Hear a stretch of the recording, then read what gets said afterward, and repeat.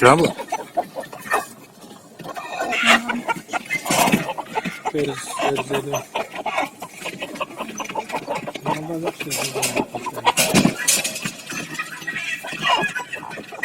Yaşlar anca. 400. Yaşlar. 400. Argın ismi mi alalım? Bu argın sorun olmuyor. Pastaya satan değil. Argın veriyor. Argın veriyor.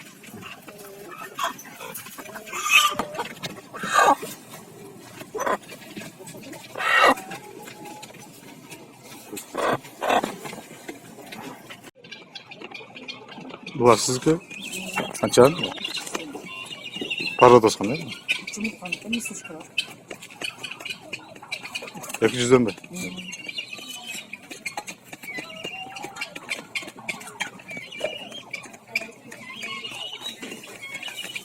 Hani firmada bakkan bu olur. Oo, tabii işte.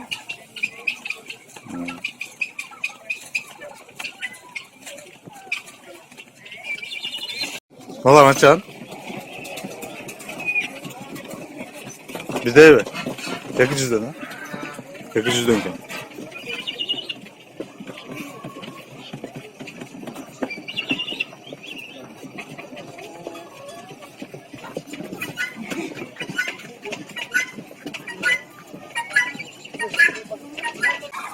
Var bilim şusu var.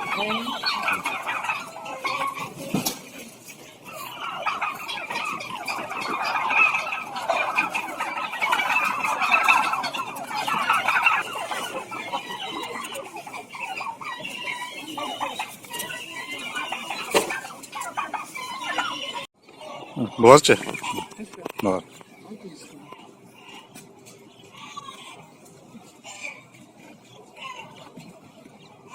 Burada caz Mayıs geliyor.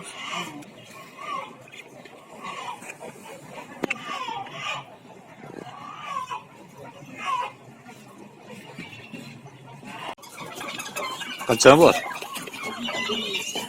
1500. Her biri be. Kança oldu bu? Taş. Maydan da.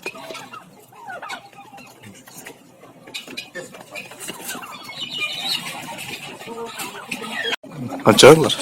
700 lira. Firmada bakan olur. İşte.